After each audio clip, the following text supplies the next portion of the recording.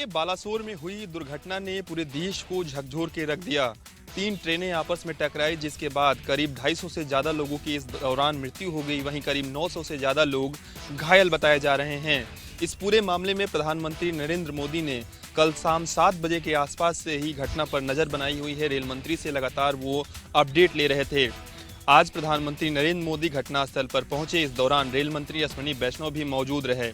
प्रधानमंत्री ने घटनास्थल का जायजा लिया और इसके पीछे के कारणों की वजह को भी जानना चाहा। शुरुआती दौर में बताया जा रहा है कि सिग्नल फेल होने की वजह से कहीं न कहीं ये हादसा हुआ है। हालांकि एक उच्च स्तरीय कमेटी बनाई गई है और वो कमेटी रेल मंत्रालय को अपनी रिपोर्ट सौंपेगी। इस कमेटी में कौन कौन से लोग शामिल हैं, इसका रेल मंत्री ने अभी खुलासा नहीं किया है। अब देखना होगा कि इस पूरे मामले में किस तरीके से भारत सरकार कार्रवाई करती है, क्योंकि ये भी कहा जा रहा है कि घटनास्थल से लौटने के बाद दिल्ली आकर प्रधानमंत्री नरेंद्र मोदी कोई बड़ा फैसला भी ले सकते हैं, क्योंकि जिस तरीके से ये घटना हुई है, विपक्ष भी लगातार केंद्र सरकार पर सवाल उठा रहा है। उड़ीसा में हुए भीषण रेल हादसे को लेकर अब सपा सुप्रीमो अखिलेश यादव ने ट्वीट कर निशाना साधा है। उन्होंने कहा कि झूठी सरकार की झूठी तकनीकी की वजह से आज इतने सारे लोगों की जान चली गई और इसके लिए मंत्री से लेकर कंपनी तक सब जिम्मेदार है। इसके अलावा अखिलेश यादव ने ट्वीट पे ये भी लिखा कि इस मामले को लेकर जो है दंडात्मक कार्रवाई की जानी चाहिए और आपराधिक मामले की तरह इस भ्रष्टाचार की, इस घोटाले की जाँच होनी चाहिए। उन्होंने यहाँ तक कि ये भी कहा कि भाजपाई जो है वो कपट है। उत्तर प्रदेश में कनेक्टिविटी बढ़ाने को लेकर मुख्यमंत्री योगी आदित्यनाथ लगातार प्रयासरत हैं। यही कारण है कि उत्तर प्रदेश की जनता को पहले ही 1000 बसों की सौगात दी जा चुकी है। उसके बाद अगर हम आज की बात करें तो परिवहन विभाग के 50 वर्ष पूर्ण होने पर उत्तर प्रदेश की जनता को 100 बसों की नई सौगात दी गई है, जिसमें 93 बसें राजधानी सेवा की हैं और 7 बसें साधारण सेवा की हैं। ऐसे में अगर हम बात करें तो उत्तर प्रदेश के प्रत्येक जनपद से ये बसें दिल्ली के लिए हर दिन रवाना होंगी, कहीं ना कहीं जिससे आम जनता को सीधा फायदा मिलेगा। मुख्यमंत्री योगी आदित्यनाथ का प्रयास रहा है कि दिल्ली से उत्तर प्रदेश के तमाम जनपदों को जोड़ा जाए ताकि आने जाने वाले जो लोग हैं उनको सुविधा मुहैया कराई जा सके। इस अवसर पर मुख्यमंत्री योगी आदित्यनाथ के साथ उत्तर प्रदेश सरकार में परिवहन मंत्री दयाशंकर सिंह भी मौजूद रहे। कहीं ना कहीं जनता को 93 बसों की जो सौगात मिली है उससे ये साफ जाहिर होता है कि आने वाले समय में उत्तर प्रदेश के जो दूर दराज के इलाके हैं वहाँ भी कनेक्टिविटी बढ़ाई जाएगी और लोगों को इसकी सौगात दी जाएगी। उत्तर प्रदेश सुल्तानपुर की लोकप्रिय सांसद मेनका गांधी जी इस समय मौजूद सांसद हैं यहाँ पर, और इसके पहले के रिज्यूम में वरुण गांधी जी, उनके पुत्र, यहाँ पर सांसद थे। उन्होंने बाघ मूंद व्यवसाय को देखते हुए उन लोगों के हित के लिए एक बाघ मंडी का निर्माण कराया और उसको 5 कस्बा स्थित स्थान पर चिन्हित करके वो बाघ मंडी में उनको तब्दील कर दिया। लेकिन वहाँ पर इस समय अब वर्चस्व की लड़ाई चल रही है, क्योंकि वहाँ राम तेरे निषाद और नुना निषाद का वहाँ पर दबदबा है। और इसी को लेकर के आज जिलाधिकारी कार्यालय के सामने भाजपा के ही जिला महिला मोर्चा के जिला अध्यक्ष रेखा निषाद ने आज धरना प्रदर्शन किया। वो अपने ही पार्टी के खिलाफ आज धरना पर बैठ गई। उनका कहना ये था कि जिस तरह से वहाँ पर मंगई की जा रही है, वहाँ पर आवंटन नहीं किया जा रहा है और जो लोग दबे कुचले लोग हैं, जो लोग गरीब हैं, असहाय हैं, उनको व्यवसाय करने का मौका नहीं दिया जा रहा है। वहाँ पर उन्होंने निषाद और राम तेरे निषाद का दबदबा है और उन्होंने सारी दुकानें कब्जा कर रखी हैं। मैं चाहती हूँ कि यहाँ पर उप जिलाधिकारी सदर ये चिन्हित करें और वो सभी को दुकान आवंटित करें, जिससे सब लोग वहाँ पर अपना व्यवसाय कर सकें और किसी तरह की वहाँ पर गुंडाई न की जाए। इसी को लेकर के आज उन्होंने धरना प्रदर्शन किया। इसको देखते हुए आज एसडीएम ने ये बात कही कि इस पर हम पूरी गंभीरता से काम करेंगे और इसको देखते हुए उन्होंने ये बताया कि हम अब पूरी तरह तहत इस दुकान का आवंटन करेंगे। उसके बाद जो भी इसको मिलेगा, दुकान मिलेगी, उसको वहाँ पर स्थापित किया जाएगा। जिलाधिकारी माला श्रीवास्तव के नेतृत्व में सदर तहसील में आयोजित किया गया समाधान दिवस में कुल 88 शिकायतें आई, जिनका 3 शिकायतों का मौके पर निस्तारण किया गया। वहीं और शिकायतों के लिए संबंधित अधिकारियों को निर्देशित किया गया है कि सभी अधिकारी ही शिकायतों को गंभीरता से लें और इसका निराकरण कर अवगत कराएं। कहीं ना कहीं से जिलाधिकारी माला श्रीवास्तव एक्शन मूड में जरूर नजर आ रही है। जिस तरह से लगातार चाहे जो भी समस्या हो, जो जनता की समस्या निकल कर सामने आती हो, उस पर संबंधित अधिकारियों को निर्देशित जरूर करती हैं। फिलहाल अब देखना ये होगा कि जिला अधिकारी के इन प्रयासों के बाद अधिकारी सुधरते हैं या सभासद व सभासद के भाइयों के द्वारा ताबड़तोड़ फायरिंग का वीडियो हुआ वायरल। थाना फरीदपुर में मुकदमा किया गया पंजीकृत। आपको बता दें, थाना फरीदपुर क्षेत्र के मोहल्लापरा में सभासद और सभासद के भाइयों द्वारा ताबड़तोड़ फायरिंग का वीडियो वायरल हो रहा था। वही वायरल वीडियो को लोगों के द्वारा डीजीपी व एडीजी को ट्वीट किया गया। वही ट्वीट करने के बाद हरकत में आई पुलिस ने थाना फरीदपुर में मुकदमा पंजीकृत कर लिया है। फिलहाल वायरल वीडियो के आधार पर मुकदमा पंजीकृत होने के बाद पुलिस लगातार छापेमारी कर रही है। भाई सभासद व सभासद के भाइयों को पकड़ने का लगातार प्रयास किया जा रहा है। फिलहाल पुलिस पूरे मामले की गहनता से जाँच भी कर। झांसी के मऊरानीपुर में आज बदमाशों ने संग्रह अमीन को बनाया निशाना। संग्रह अमीन किसी कार से एक जगह रुके हुए थे और कुछ लोगों से बातचीत कर रहे थे। उसी दौरान 2 बाइक सवार बदमाश आए और उनके कंधे पर टंगा लेदर का बैग उनसे छीनकर ले गए, जिसमें उनके राजस्व के जरूरी कागजात रखे हुए थे। वहीं लगातार घटनाओं के बाद कहीं ना कहीं मऊरानीपुर थाना पुलिस की जो कार्यशैली है वो उससे लोगों में अब रोष पैदा हो गया है। लोगों का कहना है कि जिस तरीके से सुरक्षा के प्रति सवाल खड़े हो रहे हैं, मऊरानीपुर में एक के बाद एक लूट और टप्पेबाजी की घटनाओं से आम आदमियों का जो विश्वास है वो कम हो रहा है। और आम आदमी ने जिस तरीके से सुरक्षा व्यवस्था को लेकर पहले भी सवाल खड़े किए थे, आज यह घटना के बाद कहीं ना कहीं फिर सवाल खड़े हो रहे हैं। वहीं पीड़ित ने कोतवाली जाकर प्रार्थना पत्र दिया है और बताया है कि उसमें पैसे ना होकर ज़रूरी कागजात थे, जिसको लेकर उन्होंने कोतवाली पुलिस को सूचना दी है। वहीं कोतवाली पुलिस ने पूरे मामले की सूचना लेकर जांच शुरू कर दी है और टप्पेबाज जो भी बदमाश हैं उनके लिए टीम गठित कर। बेटी से प्रेम प्रसंग की आशंका में चाची ने भतीजे को कुल्हाड़ी से काटकर उतारा मौत के घाट। आपको बता दें ये पूरा मामला मऊ थाना क्षेत्र अंतर्गत काशी के पुरवा का है, जहां पर चाची को आशंका थी कि उसकी बेटी से उसके भतीजी का प्रेम प्रसंग चल रहा है।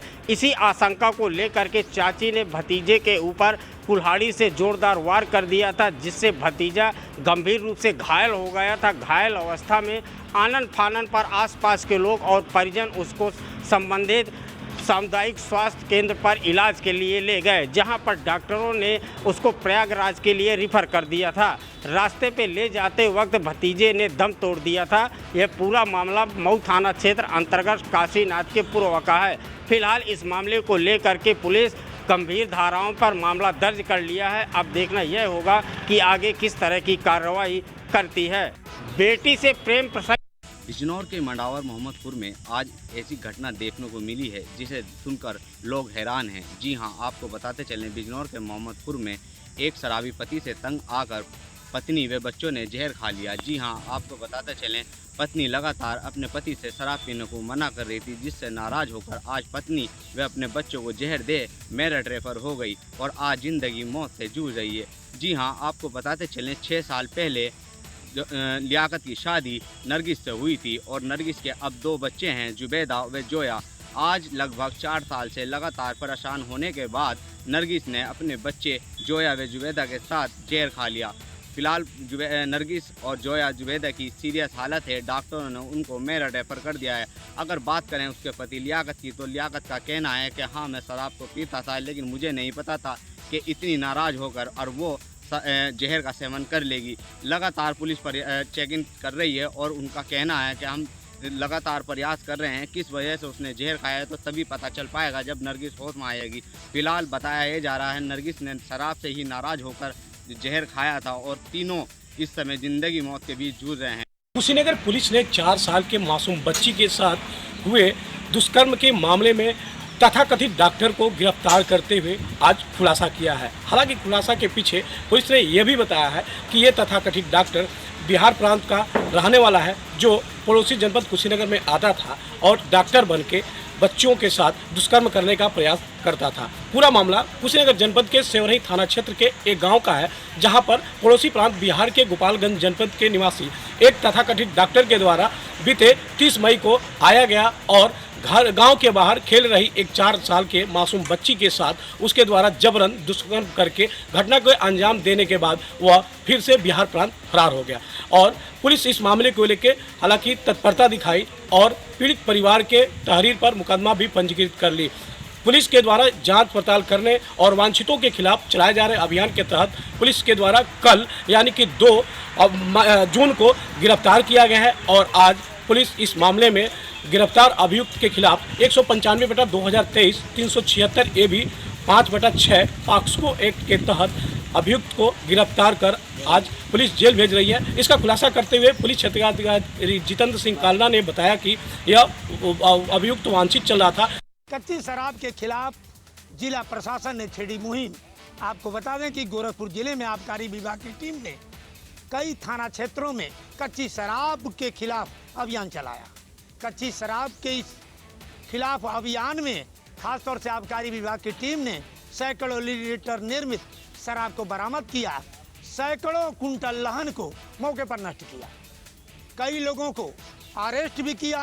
खास तौर से आपको बता दें कि गोरखपुर के कई ग्रामीणांचल थाना क्षेत्रों में कच्ची शराब की सूचना जिला प्रशासन को मिल रही थी। जिला प्रशासन को भनक लगते ही जिला प्रशासन ने टीम गठित की और आबकारी विभाग के साथ स्थानीय पुलिस भी सहयोग के साथ लग करके छापेमारी की। बड़े पैमाने पर शराब निर्मित बरामद किया और मौके पर कई कुंटल लहन को नष्ट किया। खासतौर से यह मुहिम जिला प्रशासन का कहना है कि अनवरत जारी रहेगा। 2 गुटों में पुरानी रंजिश को लेकर एक गुट को कमरे में बंद कर बेरहमी से पीटने का वीडियो सोशल मीडिया पर वायरल हो गया है। पूरा मामला अमरोहा जनपद के गजरोला थाना इलाके के सलेमपुर गोसाई का है, जहां 2 गुटों में पुरानी रंजिश थी, जहां एक गुट को आज बेरहमी से पीटा और पीटने के बाद सोशल मीडिया पर वीडियो वायरल हो गया। वायरल वीडियो के बाद पुलिस ने पूरे मामले में मुकदमा दर्ज करते हुए पिटने वाले युवकों को ही जेल भेज दिया है। पुलिस ने बताया कि 5 लोगों के खिलाफ मुकदमा दर्ज कर लिया है, जबकि 2 लोगों को गिरफ्तार कर लिया है। पुलिस का कहना है कि पूरे मामले की जांच की जा रही है और जांच के बाद ही बाकी बचे लोगों को जल्द गिरफ्तार किया जाएगा और जेल भेजा जाएगा। बागपत में एक महिला का फोटो जमकर वायरल हो रहा है। फोटो के अंदर महिला हथियार लेकर प्रदर्शन कर रही है। वहीं पर किसी युवक ने बागपत पुलिस को ट्वीट कर कार्रवाई की बात कही है। दरअसल मैं आपको बता दूं, बड़ौद कोतवाली क्षेत्र एक महिला का फोटो जमकर वायरल हो रहा है। फोटो के अंदर एक महिला हथियार लेकर प्रदर्शन कर रही है। वहीं पर किसी युवक ने बागपत पुलिस को ट्वीट कर थाना उत्तर इलाके में इलाहाबाद बैंक के पास 2 पक्षों में आपसी लड़ाई दंगा हो गया। लड़ाई दंगा इतना आपस में बढ़ गया क्योंकि दोनों के सिर फोड़ाफाड़ी हो गई। अगर देखने की बात कही जाएगी तो बताया जाए, जो वहाँ के जो स्थानीय लोग हैं उनके द्वारा बताया गया है कि जो लड़ाई हुई है वो लड़ाई का मेन रूप कारण ज़मीनी विवाद को लेकर है। जो दुकान थी उसको आपस में खाली कराना और ज़मीन को लेकर कुछ विवाद हुआ था। इसकी तहरीर थाना उत्तर प्रभारी को दी गई है। थाना उत्तर पुलिस एक्शन मोड में आई है। दोनों का मेडिकल कराया है। मेडिकल कराने के साथ साथ उचित कार्रवाई करने की बात कही है। देखिए, सबसे बड़ी बात ये होती है कि जब 2 पक्ष लड़ते हैं तो कहीं ना कहीं आपस में एक दूसरे को मारा पीटी होती है, मगर पुलिस एक्शन मोड में है। पुलिस ने कहा है ऐसे लोग जो भ्रमित फैलाते हैं, जो लड़ाई दंगा करते हैं, उनके खिलाफ कानूनी कार्रवाई होगी और थाना उत्तर में इस बात को लेकर तहरीर दी गई है। तमाम बातें सामने निकल कर आ रही हैं कि जो मामला हुआ है उसमें पुलिस एक्शन मोड नहीं ले रही है, तो मगर उत्तर प्रभारी का बताया जा रहा है कि उन्होंने ये कहा है कि जो लोग दोषी हैं उनके खिलाफ कार्रवाई की जाएगी और उनको जेल भी भेजा जाएगा। उत्तर प्रदेश के जनपद संभल में है। दरअसल आपको बताते हैं कि जिस तरह से रात में सदर कोतवाली इलाके में, जो कि यहाँ चौधरीसरा के नज़दीक एक पत्रकार जा रहा था, तभी उसी बीच में कवरेज करते वक्त कुछ लोगों ने हमला कर दिया। बताया जा रहा है 15 से 20 लोग थे। 2 पक्षों में झगड़ा हो रहा था। अचानक जैसे ही, जो कि एक निजी अखबार का बताया जा रहा है, उसका नाम सवालहीन है, फिलहाल उसको दोनों पक्षों के विवाद के बीच में कवरेज के लिए पहुंचा। अचानक उस पर एक पक्ष ने हमला कर दिया।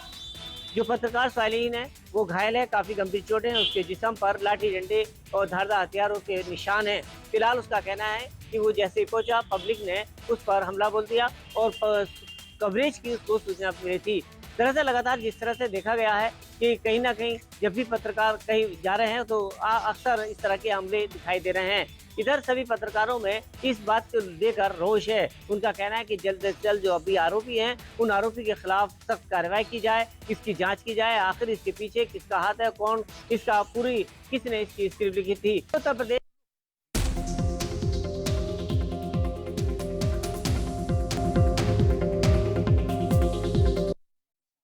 स्थलों पर लगे तेज ध्वनि के लाउड स्पीकर हटाने के आदेश उत्तर प्रदेश के मुख्यमंत्री योगी आदित्यनाथ ने किए थे, जिसके बाद संबंधित अधिकारियों ने उसको गंभीरता से लिया और सभी लाउड स्पीकर को हटाने का कार्य शुरू कर लिया गया है।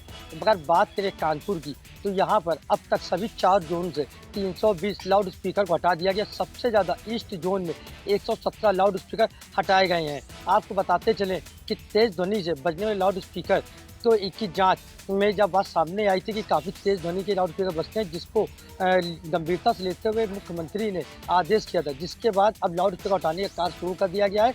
एक कड़ी में जो अभियान चलाया गया उसमें 320 लाउड स्पीकर हटा दिए गए।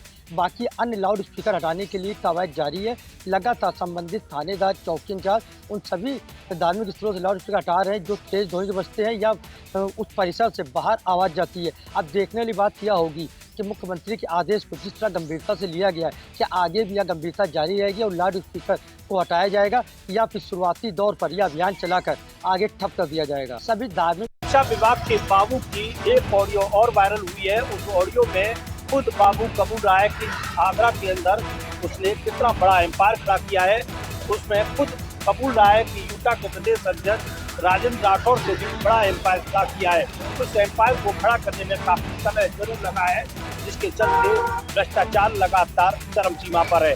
आपको बता दें, इस भ्रष्ट बाबू की एक ऑडियो करोड़ों रुपए कमाने की वायरल हुई थी। इससे पहले गालीबाज बाबू की एक ऑडियो पीएसए आगरा और पंडित जाति को गाली देते हुए ऑडियो वायरल हुई। हालांकि ऑडियो का संज्ञान होने के बाद भी शिक्षा के अधिकारियों ने उस पर कोई कार्रवाई नहीं हुई। अब देखने वाली बात यह है कि लगातार ऑडियो वायरल होने पर शिक्षा अधिकारी कब कार्रवाई करेंगे। हालांकि पूरे मामले पर शिक्षा के अधिकारियों ने मौन धारण किया हुआ है। कोई भी मामला, कोई भी अधिकारी इस बाबू पर कार्रवाई करना नहीं चाह रहा है। अब समझा जा सकता है कि भ्रष्ट बाबू का अपने विभाग में कितना रसूख है, जिसके चलते भ्रष्ट बाबू पर शिक्षा अधिकारियों की कृपा बरसती दिखाई दे रही है। महाराष्ट्र राज्य बोर्ड ने कक्षा 10वीं की परीक्षा 2 मार्च 2023 से 25 मार्च 2023 तक आयोजित की थी। इसमें 8,44,116 लड़के और 7,33,067 लड़कियां शामिल थी। 10वीं की परीक्षा महाराष्ट्र भर में 5,033 केंद्रों पर आयोजित की गई थी। इस साल के नतीजे में कोकण विभाग का रिजल्ट सबसे ज़्यादा यानी 98.11% रहा, जबकि नागपुर विभाग का रिजल्ट सबसे कम यानी 92.05% रहा है। तो 1,09,344 छात्रों को 85 से 90% अंक मिले हैं।